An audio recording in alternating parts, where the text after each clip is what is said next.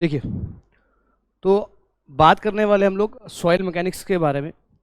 तो सबसे पहली बात तो देखिए यार, जब भी हम लोग सब्जेक्ट को शुरू करते हैं तो हमारे को ये पता होना चाहिए कि जो सब्जेक्ट हम लोग पढ़ रहे हैं उसका वेटेज क्या है और उस सब्जेक्ट का इम्पोर्टेंस क्या है, और फर्दर उस सब्जेक्ट के अंदर हमारे को क्या क्या चीज़ें जो है सब्जेक्ट आपसे क्या क्या डिमांड कर रहा है और किस तरीके से सब्जेक्ट आपको जो है अप्रोच करेगा, और एग्जामिनेशन पॉइंट ऑफ व्यू से कितना इंपॉर्टेंट है, और एग्जामिनर आपसे यहाँ से क्या क्या पूछने की कोशिश करता है।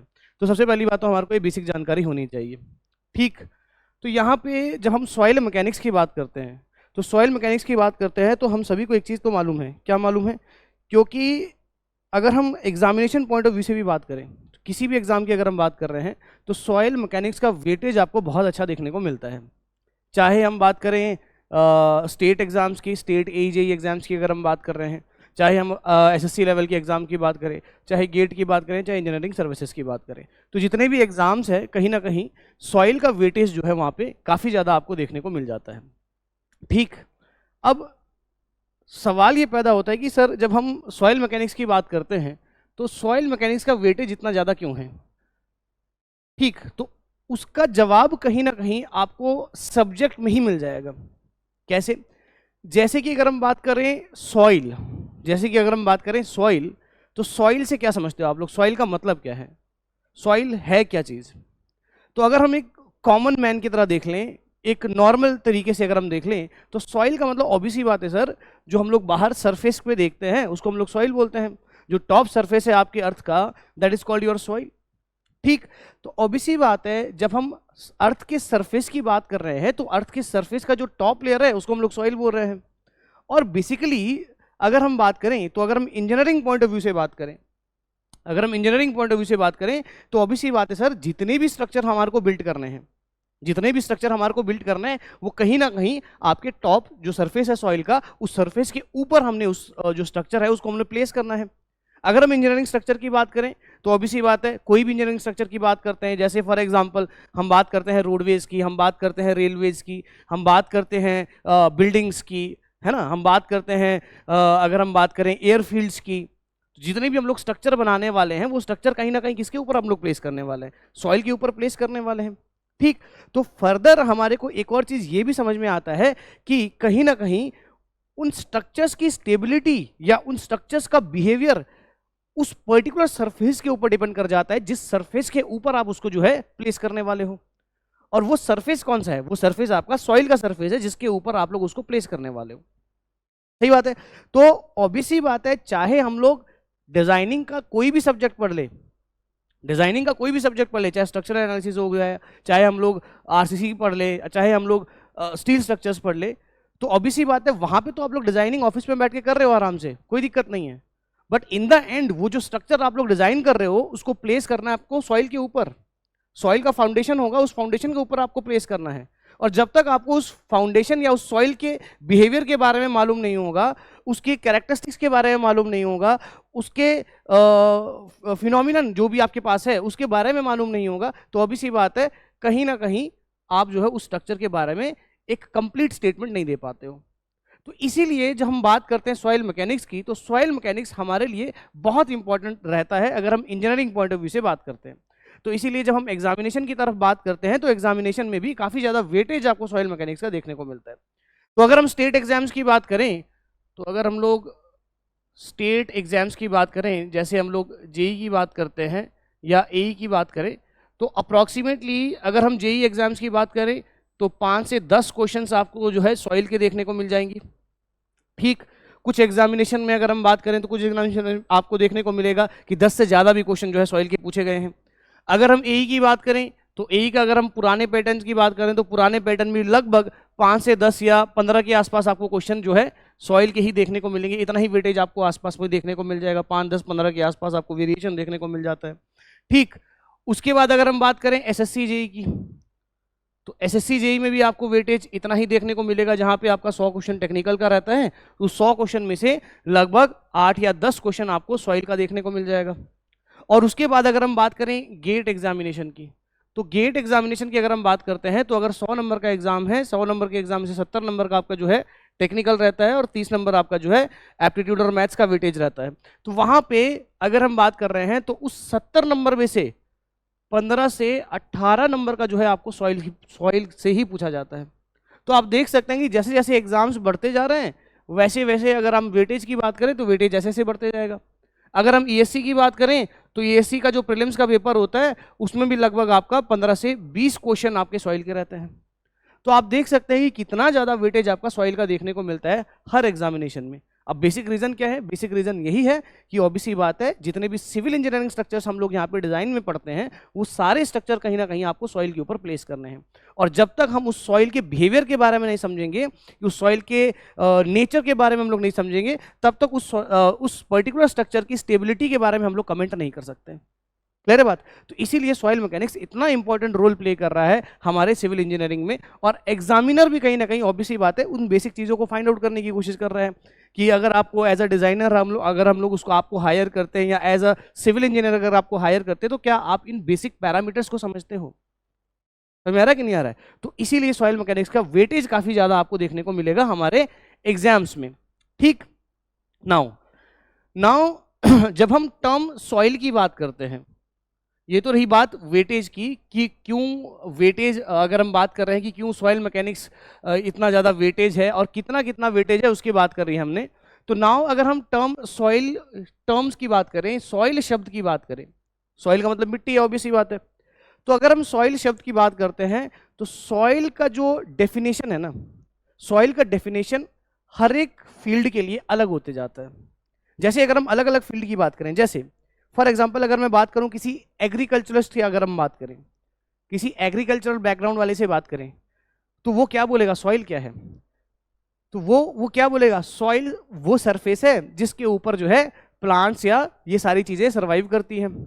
तो उसके लिए डेफिनेशन अलग हो जाता है। समझ आ रहा है कि नहीं आ रहा है? वो क्या बोलेगा एग्रीकल्चरिस्ट, सॉइल क्या है, एक टॉप सरफेस है जिसके ऊपर प्लांट का लाइफ जो है वो आपका सपोर्ट करता है, उसको हम लोग सॉइल बोलते हैं। उसके बताने का तरीका अलग है। उसके अलावा अगर हम किसी जियोलॉजिस्ट की बात करें तो जियोलॉजिस्ट क्या बोलेगा, सॉइल जो है एक सरफेस है जहां पे सेडिमेंट्स इकट्ठे हुए हैं। सॉइल जो एक सरफेस है जहां पे सेडिमेंट्स इकट्ठे हुए हैं। तो दोनों का अलग अलग प्रोस्पेक्टस हो गया। ऑब्वियसली बात है क्योंकि एग्रीकल्चरल वाला है जो इंसान, उसका काम क्या है, उसका काम है ऑब्वियसली बात है ही has to grow the crops and like this. तो उसका मतलब क्या है सॉइल से? यही मतलब है कि उसको जो है उसको फर्टाइल या नॉन फर्टाइल उससे मतलब है। सही बात है कि नहीं है? दूसरी बात, अगर हम जियोलॉजिस्ट से बात करें तो ऑब्वियसली बात है वो क्या बोलता है, वो ये बोलता है कि जो सॉइल जो है सर ये टॉप सरफेस है जहाँ पे सेडिमेंट्स इकट्ठे हुए हैं और फर्दर उसी सेडिमेंट्स के बीच में कहीं ना कहीं प्लांट्स के रूट्स जो है वो सर्वाइव कर रहे हैं, प्लांट्स की जो जड़ें हैं वो आपकी सर्वाइव कर रही हैं। तो उसका बताने का डेफिनेशन अलग हो गया। तो आप बोल सकते हैं कि अलग अलग स्ट्रीम के लिए सॉइल का डेफिनेशन अलग अलग होते जाता है। क्लियर है बात? जैसे अगर हम बात करें सिविल इंजीनियरिंग के पॉइंट ऑफ व्यू से, जैसे अगर हम बात करें अब सिविल इंजीनियरिंग के पॉइंट ऑफ व्यू से, हम लोग सॉइल को कैसे डिफाइन करते हैं? हम लोग सॉइल को कैसे डिफाइन करते हैं? हम सॉइल को डिफाइन करते हैं किस तरीके से? हम बोलते हैं कि सर ये जो पार्टिकल्स है सॉइल के, ये नेचुरली अकरिंग पार्टिकल्स है। Yes, it is a naturally occurring particles जिसका नेचर ऑर्गेनिक भी हो सकता है, जिसका नेचर इनऑर्गेनिक भी हो सकता है। क्लियर है बात? मतलब ये ऑर्गेनिकली भी बन सकता है या इनऑर्गेनिक पार्टिकल से मिलके भी आपका जो है ये मटेरियल आपका बन सकता है। और ये जो सरफेस है ये आपका अनकंसोलिडेटेड अर्थ मटेरियल है। ठीक, तो अगर हम सिविल इंजीनियरिंग के पॉइंट ऑफ व्यू से बात करें तो सिविल इंजीनियरिंग के पॉइंट ऑफ व्यू से क्या बोलते हैं कि it is naturally occurring substance of unconsolidated earth material. Yes और नो? जो आपका ऑर्गेनिक भी हो सकता है, जो आपका इनऑर्गेनिक भी हो सकता है। क्लियर है बात? तो इस तरीके से अलग अलग स्ट्रीम के लिए आपका जो डेफिनेशन है ना वो भी अलग अलग होते जाता है। क्लियर है बात? अब जब हम सिविल इंजीनियरिंग के अंदर हम बात करते हैं, सिविल इंजीनियरिंग के अंदर हम बात करते हैं तो सॉइल मैकेनिक्स को किस तरीके से डिफाइन किया जाता है? सॉइल मैकेनिक्स को किस तरीके से डिफाइन किया जाता है? तो बेसिकली हमने तो पहले तो ये बोल दिया कि ये जो पार्टिकल्स हैं ये नेचुरल भी हो सकते हैं, ये आपके ऑर्गेनिक भी हो सकते हैं। नेचुरल पार्टिकल्स हैं, ऑर्गेनिक और इनऑर्गेनिक नेचर इनका हो सकता है। बट इसको हम लोग डिफाइन कैसे करते हैं, इसको डेफिनेशन कैसे देते हैं? तो जनरली अगर हम सॉइल मैकेनिक्स की बात करें,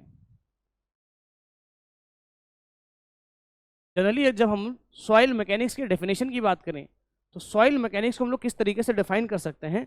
तो देखो यार, यहाँ पे दो शब्द मिल रहे हैं। जब हम सब्जेक्ट की बात करते हैं तो सब्जेक्ट में दो चीजें हैं, एक सॉइल है, एक मैकेनिक्स है। सब्जेक्ट को देखो तो यहाँ पे दो चीजें हैं, एक सॉइल है, एक मैकेनिक है।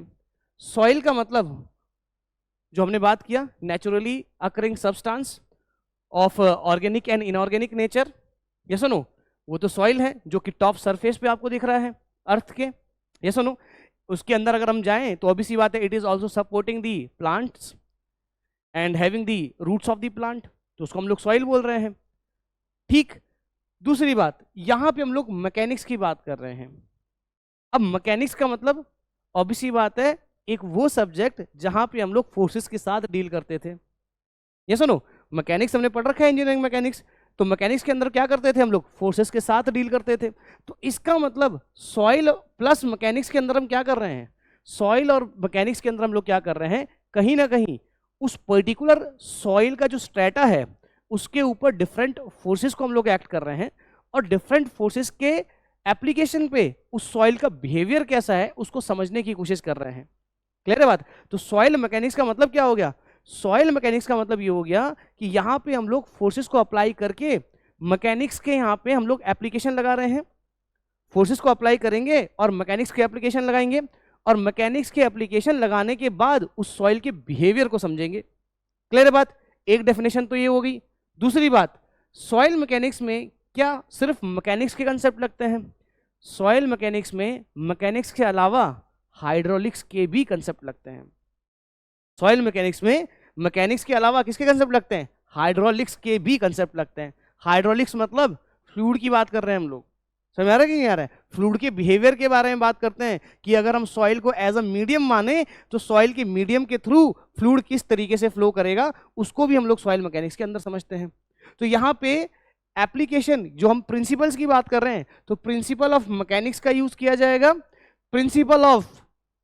प्रिंसिपल ऑफ हाइड्रोलिक्स का यहाँ पे यूज किया जाएगा, और साथ के साथ कुछ एक्सटेंट तक हम लोग यहाँ पे केमिस्ट्री का भी यूज करते हैं, जब हम लोग बेसिक कॉन्स्टिट्यूएंट्स देखते हैं ना कि सॉइल के पार्टिकल्स किस तरीके से अरेंज हुए हैं। ये हम लोग जब क्ले मिनरोलॉजी पढ़ेंगे ना, वहां पे थोड़ा बहुत केमिस्ट्री भी देखेंगे। अलग अलग बॉन्ड बनता है, हाइड्रोजन बॉन्ड, वाटर बॉन्ड, या सुनो कोवलेंट बॉन्ड बनेगा वहां पे, तो ऑब्वियसली आयनिक बॉन्ड, तो ऑब्वियसली बात है यहाँ पे जो डिफरेंट कॉन्स्टिट्यूएंट्स है वो अलग अलग फोर्सेस से जुड़ जाते हैं आपस में, जो मिनरल्स आपस में जुड़ते हैं, फिर जाके आपका सॉइल का जो बेसिक स्ट्रक्चर है वो बनता है। तो कहीं ना कहीं यहाँ पे केमिस्ट्री का कंसेप्ट भी यूज होता है। क्लियर है बात? तो जब हम लोग सॉइल मैकेनिक्स टर्म की बात करते हैं या सब्जेक्ट की बात करते हैं, तो अब जाके मेरे को इसका क्या मिल गया, डेफिनेशन मिलता है। तो डेफिनेशन क्या बोलता है, बोलो जरा। तो अगर हम बात करें तो सॉइल मैकेनिक्स क्या बोल सकते हैं हम लोग, soil mechanics concern with application of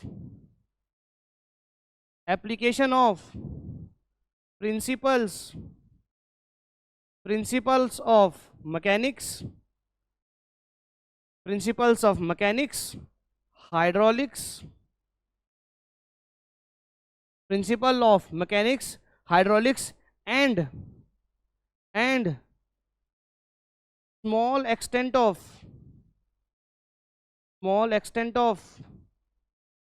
chemistry,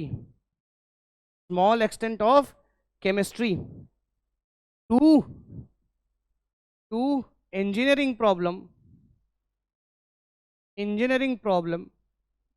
related to soil, तो सॉइल से रिलेटेड जो इंजीनियरिंग प्रॉब्लम्स हैं उनको सॉल्व करने के लिए हम लोग यहाँ पे मैकेनिक्स के प्रिंसिपल लगाएंगे, यहाँ पे हम लोग हाइड्रोलिक्स का यूज करेंगे, और यहाँ पे हम लोग कुछ हद तक केमिस्ट्री का भी इस्तेमाल कर लेंगे। तो यही बात, क्लियर है बात? तो ये आपकी डेफिनेशन होती है सॉइल मैकेनिक्स की। ठीक। नाउ इसके अलावा अगर आपको ध्यान हो तो कॉलेज में हम लोग सॉइल मैकेनिक्स को एक और सब्जेक्ट के नाम से जानते थे, क्या बोलते थे आप लोग, जियोटेक। हाँ जी, जियोटेक्निकल इंजीनियरिंग। क्या होता है ये जियोटेक्निकल इंजीनियरिंग? क्या सॉइल मैकेनिक्स और जियोटेक्निकल इंजीनियरिंग अलग है? कैसे अलग है?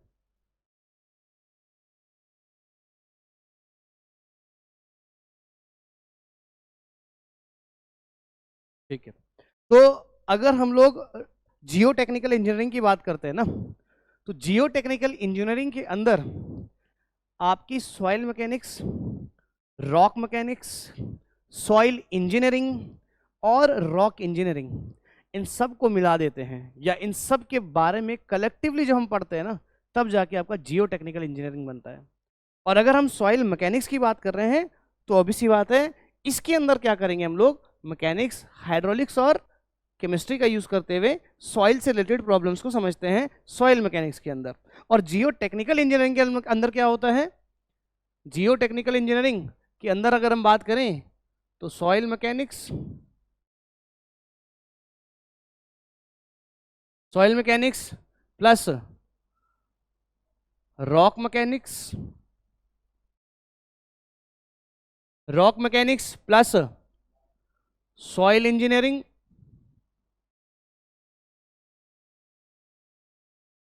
Soil engineering and rock engineering, and rock engineering,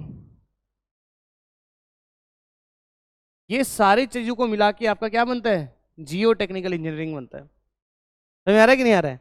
इन सारी चीजों को मिला के क्या बनेगा आपका, जियो टेक्निकल इंजीनियरिंग बनेगा। यस और नो? समझ में आई बात? अगर हम रॉक, देखो सॉइल मैकेनिक्स तो समझ में आ गया हमारे को कि यहाँ पे क्या करना है, हमारे को मैकेनिक्स के कंसेप्ट लगाएंगे, हाइड्रोलिक्स के लगाएंगे और केमिस्ट्री के कंसेप्ट लगाएंगे, ताकि हम लोग सॉइल के बिहेवियर या उसकी इंजीनियरिंग प्रॉपर्टीज को समझ पाए। यस और नो? यस और नो? क्लियर है बात? अच्छा, अगर हम बात करें किसकी, अगर हम बात करें रॉक मैकेनिक्स की, तो रॉक मैकेनिक्स के अंदर क्या होता है, यहाँ पे सिर्फ मैकेनिक्स के प्रिंसिपल को अप्लाई किया जाता है to understand the behaviour of, to understand the behaviour of rock mass. तो जो रॉक मास है उसके बिहेवियर को समझने के लिए हम लोग मैकेनिक्स के प्रिंसिपल लगाते हैं रॉक मैकेनिक्स के अंदर। सिंपल मैकेनिक्स के एप्लीकेशन लगाएंगे रॉक को समझने के लिए। ठीक, तो आपको सारी बातें पता होनी चाहिए। सॉइल मैकेनिक्स क्या है, हमारे को ये पता लग गया कि सॉइल मैकेनिक्स के अंदर हम लोग क्या करने वाले हैं, जियो टेक्निकल इंजीनियरिंग, जो आप लोग बोलते रहते हैं, सॉइल को जियोटेक भी बोलते हैं, बिल्कुल बोलते हैं। अगर आप उसके अंदर रॉक मैकेनिक्स को भी पढ़ लो तो आपका जियोटेक हो जाएगा कंप्लीट। इसके अलावा सॉइल इंजीनियरिंग, रॉक इंजीनियरिंग, ये सारी चीजें अगर हम पढ़ लेते हैं तो आपका जो है जियोटेक जो है आपका कंप्लीट होता है। तो ये तो रही बात सर कि सरफेस, ये तो रही बात सर कि जो आपका सॉइल मैकेनिक्स एक सब्जेक्ट है ना, उसके बारे में जो बेसिक टर्म्स है उनके बारे में आपको जानकारी दे दी कि उसके बारे में क्या क्या चीजें आपको पता होनी चाहिए। यहां तक का आइडिया है सबको? हो गया? क्लियर है? नाउ अब बात करते हैं हम हमारे कोर्स के बारे में। अब बात करते हैं हमारे कोर्स के बारे में कि कोर्स के अंदर हम लोग क्या करेंगे और किस तरीके से हमारा पैटर्न रहेगा और कैसे हम लोग इस सब्जेक्ट को आगे बढ़ाएंगे। ठीक है, चलिए।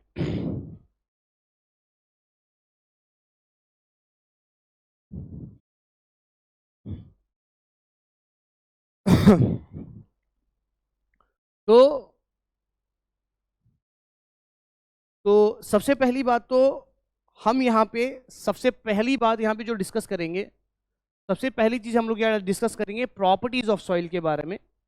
सबसे पहले जो हम लोग यहाँ पे चैप्टर लेंगे that is properties of soil. तो कहने का मतलब देखो यार, तो हमारा जो पैटर्न रहेगा ना, इस पैटर्न में आपको कहीं ना कहीं चीजें समझ में आती जाएगी कि हम लोग करते क्या है। ऑर्डर में समझा देता हूँ क्या क्या करेंगे। ठीक, अब देखो जरा, सबसे पहले हम लोग प्रॉपर्टीज के बारे में समझेंगे। अब देखो यार, प्रॉपर्टीज का मतलब क्या होता है, देखो जब भी हम किसी भी नई चीज के बारे में जानकारी लेते हैं तो ऑब्वियसली बात है उसकी प्रॉपर्टीज हमारे को पता होनी चाहिए। प्रॉपर्टीज मतलब क्या हो गया, उसके बारे में पता होना चाहिए, उसके बिहेवियर के बारे में, उसका कॉन्स्टिट्यूशन, उसका ओरिजिन के बारे में, वो चीज़ बनी कहाँ से है, आई कहाँ से है, उसके टाइप्स क्या हैं, है ना। और फर्दर उसके अंदर कोई मान लो उसकी कैरेक्टरिस्टिक्स है, उसकी बेसिक कैरेक्टरिस्टिक के बारे में आपको पता होना चाहिए। तो प्रॉपर्टीज के बारे में हमने इसी के बारे में बात करेंगे कि सॉइल बनता कैसे है। बेसिकली ये जो टॉप सरफेस है, लेयर जो आपका बन रहा है, ये जो आपका लेयर बन रहा है वो उसकी फॉर्मेशन कैसे होती है। उसके बाद उसके बेसिक कॉन्स्टिट्यूएंट्स के बारे में बात करेंगे। इसके फर्दर अगर हम बात करें तो इसके टाइप्स के बारे में बात करेंगे, किन किन नामों से हम लोग इसको जानते हैं, उसके बेसिक फॉर्मेशन के तरीके के बारे में बात करेंगे। समझ में आ रहा है कि नहीं आ रहा है? अब जैसे ही मेरे को प्रॉपर्टीज पता लग जाएगी, सबकी प्रॉपर्टीज पता लग गई, सबके नाम पता लग गए, सबका प्रॉपर्टीज पता लग गया, इसके अंदर ये चीज़ है, उसके अंदर वो चीज़ है, सब कुछ पता लग गया। ठीक, अब जैसे ही मेरे को चीज़ें पता लग जाएगी प्रॉपर्टीज हमारे को मालूम होगी, हर एक चीज़ की प्रॉपर्टीज मालूम है, ठीक। अब जैसी प्रॉपर्टीज मालूम होगी तो सेम प्रॉपर्टी वालों को एक कोने में रख लेंगे, सेम प्रॉपर्टी वालों को एक कोने में रख लेंगे, अलग प्रॉपर्टी वालों को अलग कोने में रख देंगे। सही बात है कि नहीं है? तो फिर यहाँ पे स्टार्ट हो जाएगा आपका क्लासिफिकेशन। समझ में आ रहा है कि नहीं आ रहा है? प्रॉपर्टीज को समझने के बाद क्या करेंगे, क्लासीफाई करेंगे। तो देन सेकेंड चैप्टर जो हम लोग बात करेंगे that is classification of soil. तो सेकेंड चैप्टर हम लोग बात करेंगे classification of soil.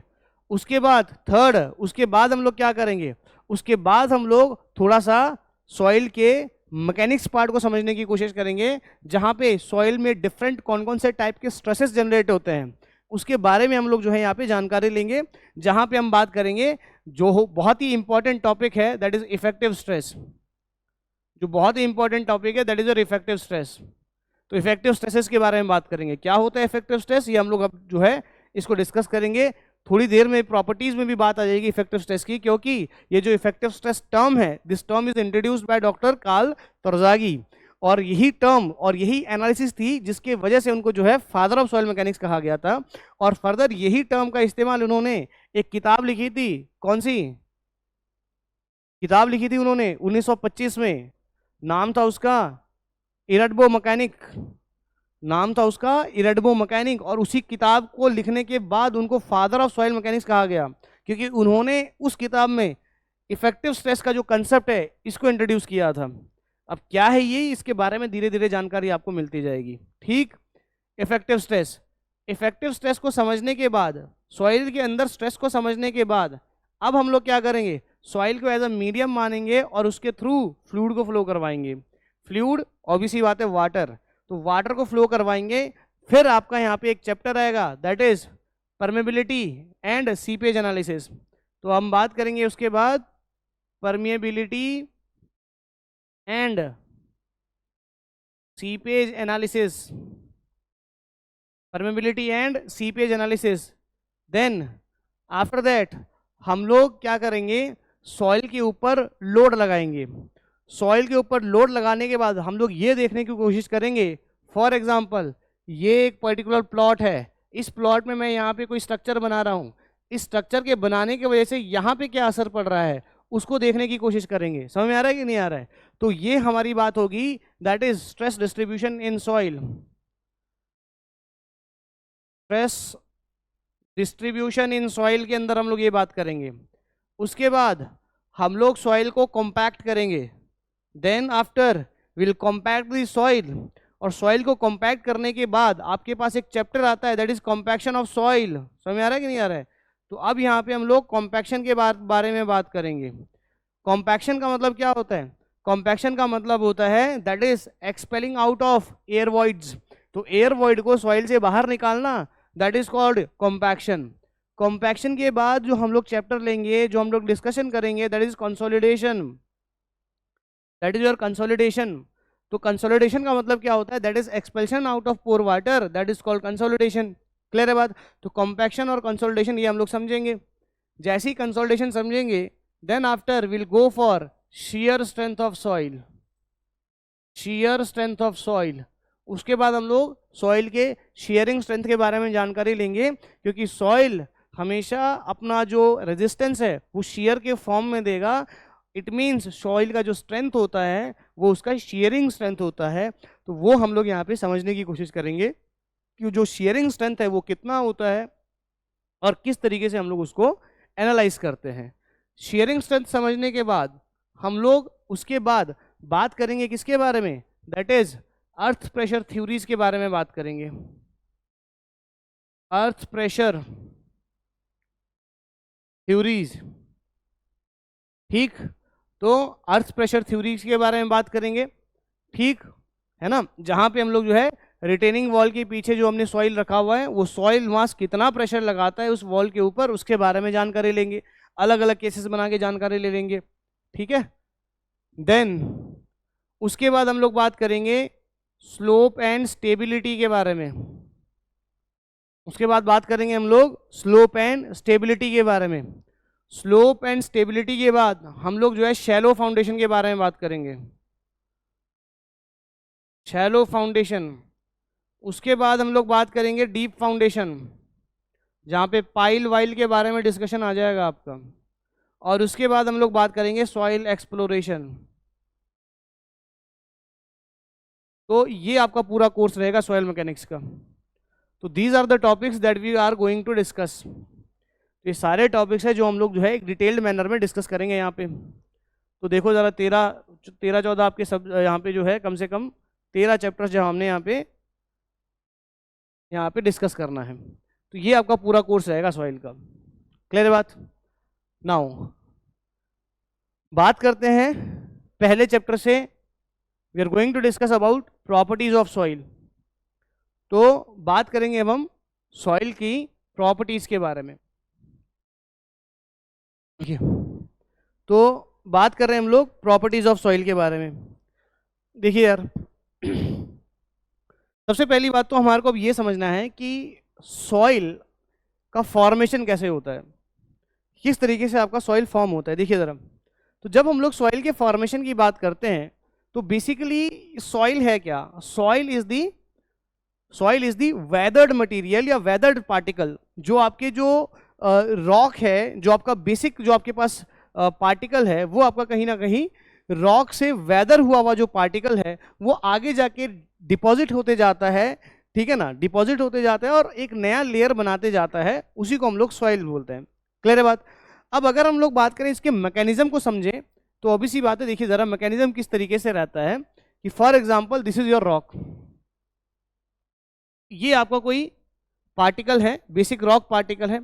Now obviously बात है, ये आपका जो रॉक पार्टिकल है तो इसके सराउंडिंग में, इसके एनवायरनमेंट में ऑब्वियसली बात है there will be some weathering agencies. Weathering agencies अगर हम बात करें तो ऑब्वियसली बात है इसके सराउंडिंग में हवा होगी, इसके सराउंडिंग में अगर यहीं से कहीं पानी बह रहा होगा, पानी भी होगा, इसके ऊपर अगर बर्फ पड़ी है तो बर्फ भी होगा।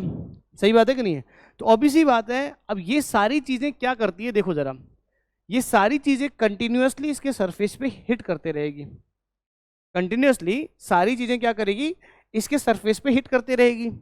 इसके सरफेस पे हिट करते रहेगी तो होगा क्या, इसका जो टॉप सरफेस के जो पार्टिकल्स है वो पार्टिकल्स क्या हो जाएंगे, लूज हो जाएंगे।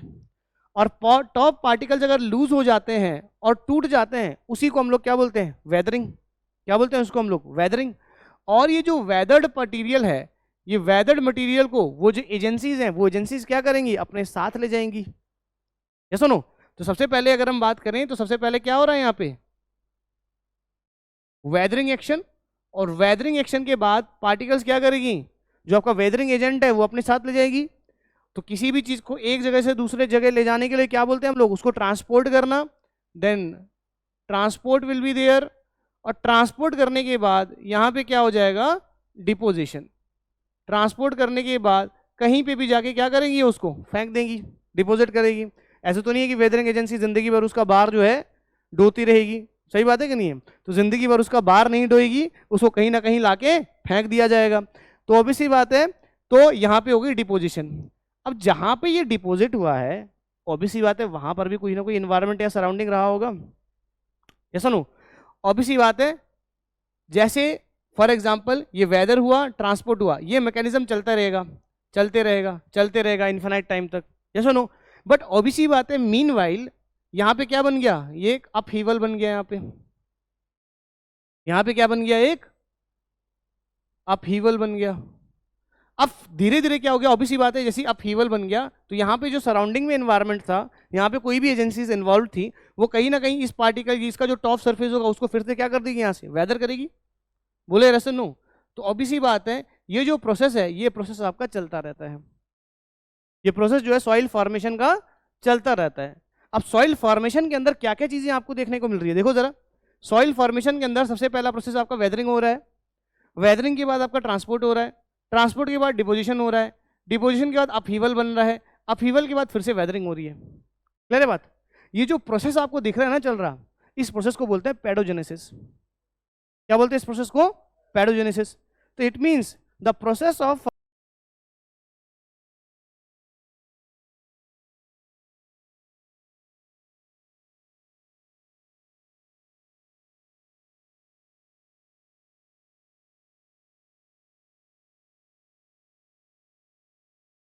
तो अभी सी बात है, the process is of cyclic nature, and उस साइकिल को हम लोग बोलते हैं जियोलॉजिकल साइकिल। क्या बोलते हैं इसको हम लोग?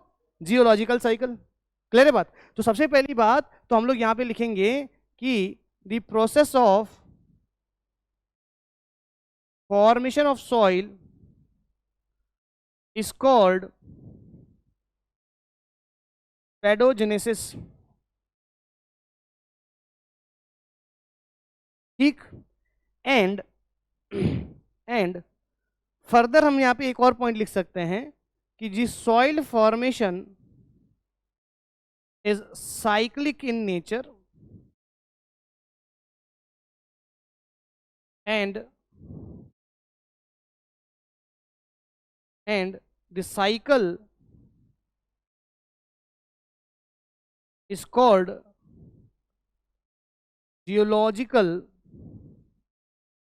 Geological cycle. तो साइकिल को क्या बोलते हैं हम लोग? जियोलॉजिकल साइकिल हम लोग जो है इस साइकिल को बोलते हैं। क्लियर है बात? अब अगर हम बात करें ये जो जियोलॉजिकल साइकिल है, तो इस जियोलॉजिकल साइकिल के अंदर स्टेप्स कौन कौन से हैं? इस जियोलॉजिकल साइकिल के अंदर क्या हो रहा है? पहले सबसे पहले हो रही है वेदरिंग। वेदरिंग होने के बाद हो रहा है ट्रांसपोर्ट। ट्रांसपोर्ट होने के बाद क्या बन रहा है? अपहीवल, डिपोजिशन हो रहा है। ट्रांसपोर्ट होने के बाद हो रहा है डिपोजिशन। डिपोजिशन के बाद बन रहा है आपका अपहीवल, और अपहीवल के बाद फिर से क्या हो रहा है आपका? वेदरिंग हो रही है। तो this is your what? This is your cycle. कौन सा साइकिल है? Geological cycle. और इस साइकिल की अगर हम बात करें तो इसको जियोलॉजिकल साइकिल बोलते हैं, और जो प्रोसेस है फॉर्मेशन का, इस प्रोसेस को हम लोग क्या बोलते हैं? पेडोजेनेसिस। पेडोलॉजी भी बोलते हैं ना सॉइल को। Study of soil is also called as what? Pedology. बोलो यार सुनो। Study of soil is also called as what? Pedology. बातें क्लियर हो रही है? ठीक है जी। नाउ नाउ अब देखो यार, अब कुछ और बातें करते हैं। तो सबसे पहली बात तो क्या हो रहा है, हमने ये बोला कि पार्टिकल यहाँ पे वेदर हुए, वेदर उनका ट्रांसपोर्ट हो गए। अब मैंने क्या बोला कि ये जो ट्रांसपोर्ट करेगा वो कौन करेगा? वेदरिंग एजेंसी कर रहा है। जो तोड़ रहा है वही उसको यहाँ से ले जा रहा है। सही बात है कि नहीं है? अब किसी भी चीज़ की एफिशिएंसी 100% आती है क्या? नहीं आती है। इसका मतलब जितने पार्टिकल्स तोड़ेगा वो सारे पार्टिकल्स को थोड़ी ट्रांसपोर्ट करेगा। कुछ पार्टिकल को तोड़ के उसी पेरेंट रॉक के ऊपर क्या कर देगा? डिपॉजिट कर देगा। पेरेंट रॉक मतलब जिस रॉक से टूट रहा है, that is called parent rock. तो जिस पेरेंट रॉक से पार्टिकल टूटेंगी, समटाइम्स आपके जो डिपोजिशन है वो उसी रॉक के ऊपर हो जाता है, और जब उसी रॉक के ऊपर डिपॉजिट हो जाता है तो उस सॉइल का नाम चेंज कर देते हैं। क्या बोलते हैं उसको हम लोग? Residual soil. Residual soil. तो अब यहां पे ट्रांसपोर्ट मैकेनिज्म के बेसिस पे भी हमारे पास दो टाइप के सॉइल है। कौन कौन से? एक है मेरे पास ट्रांसपोर्टेड सॉइल, एक है मेरे पास रेजिडुअल सॉइल। ट्रांसपोर्टेड सॉइल वो सॉइल जिसको आपका वेदरिंग एजेंसी एक जगह से दूसरी जगह ले गया है, ट्रांसपोर्टेड सॉइल। रेजिडुअल सॉइल वो सॉइल जिसको वेदरिंग तो हो गई है बट वो वहीं पे डिपॉजिट हो गया है जहां से वो टूटा था। क्लियर है बात? तो उसको हम लोग क्या बोलेंगे? Residual soil. क्लियर है बात? नाउ अगर हम लोग बात करें वेदरिंग एजेंट की, तो भैया वेदरिंग एजेंट दो टाइप की होती है। एक होती है फिजिकल वेदरिंग एजेंट, एक होती है आपकी chemical weathering agent. Weathering agent दो टाइप की होती है, एक होती है फिजिकल वेदरिंग एजेंट, एक होती है आपकी chemical weathering agent. Physical weathering agent का मतलब क्या होता है? अरे फिजिकल वेदरिंग एजेंट का मतलब जो डायरेक्ट कांटेक्ट में आके तोड़ेगी उसको। जैसे जैसे हो गया एयर, जैसे हो गया रनिंग वाटर। समझ में आ रहा है? जैसे हो गया आपका ग्लेशियर या स्नो, है ना। तो ये सारे क्या हैं आपके, ये सारे आपके फिजिकल वेदरिंग एजेंसी हैं। केमिकल वेदरिंग एजेंसी मतलब जो केमिकल रिएक्शंस जो होती हैं उन रिएक्शंस की वजह से पार्टिकल एक दूसरे से टूट जाए। जैसे we know that chemical reaction oxidation, carbonation and reduction, these are the chemical process of weathering. ये सुनो, तो यहां से ये पूरी कहानी से हमारे को क्या क्या चीजें समझ में आ गई। तो हमारे को बेसिकली सबसे पहली बात तो ये समझ में आ गई कि सॉइल कैसे बनता है। सॉइल आपका जो पार्टिकल्स है उस पार्टिकल के वेदरिंग होने की वजह से सॉइल बनता है। सही बात है ना। तो सॉइल कैसे बनता है, तो सॉइल जो है, जो रॉक है, रॉक के वेदरिंग की वजह से सॉइल बनता है।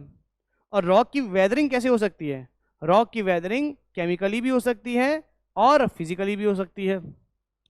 ठीक, फिजिकली कौन कौन रॉक को वेदर करेंगे, air, running water, glacier, snow, whatever, जो डायरेक्ट कांटेक्ट में आके उसके पार्टिकल्स को तोड़ेंगे।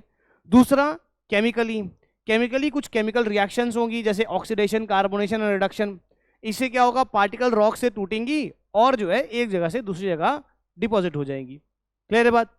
तो इस तरीके से सॉइल का फॉर्मेशन होता है। ठीक, नाउ फर्दर जब हम सॉइल मैकेनिक्स की बात करते हैं तो ऑब्वियस सी बात है, तो जो सॉइल मैकेनिक्स है, तो सॉइल मैकेनिक्स के फादर का जो टाइटल है, या आप बोल सकते हैं कि सॉइल मैकेनिक्स के फादर किनको कहा जाता है, फादर कहा जाता है डॉक्टर कार्ल तरजागी। तो डॉक्टर कार्ल तरजागी को जो है फादर ऑफ सॉइल मैकेनिक्स कहा जाता है, क्योंकि इन्होंने एक नया टर्म सॉइल के अंदर लाया था।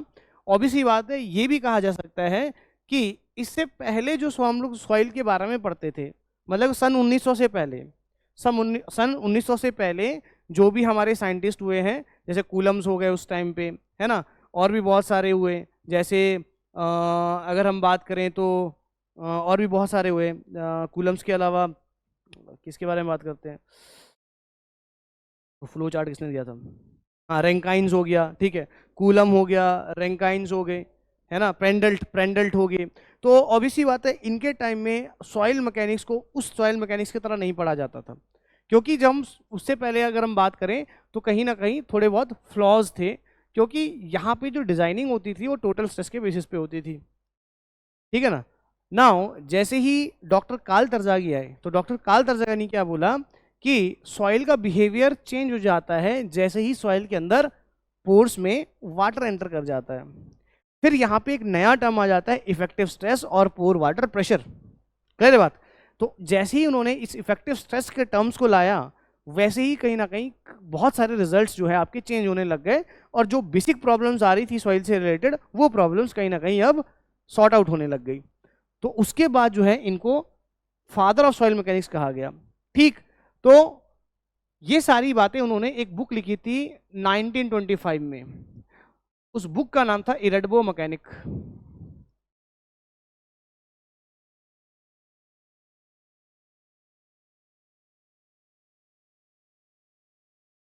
तो बुक का नाम था इरेडबो मैकेनिक।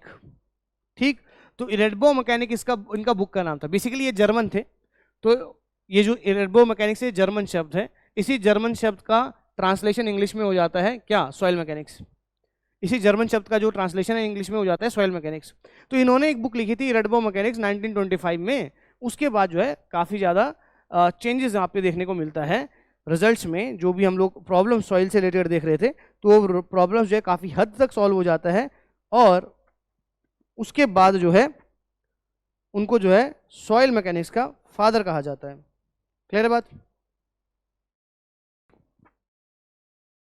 चलिए, तो पॉइंट करके लिखो। अब ये सारी बातें जो जो हमने करी उसको पॉइंट करके लिख लेते हैं। तो write down, Karl Terzaghi is the father of soil mechanics. His first book on soil mechanics is published in 1925, name Iredbo Mechanics. Soil is formed due to weathering of rocks. The soil is formed due to weathering of rocks, which may be carried out either physically or chemically. Physical weathering agency कौन कौन से है, So write down this. If the weathered rock material is retained over parent rock, soil is termed as residual soil, and if it is transported, then termed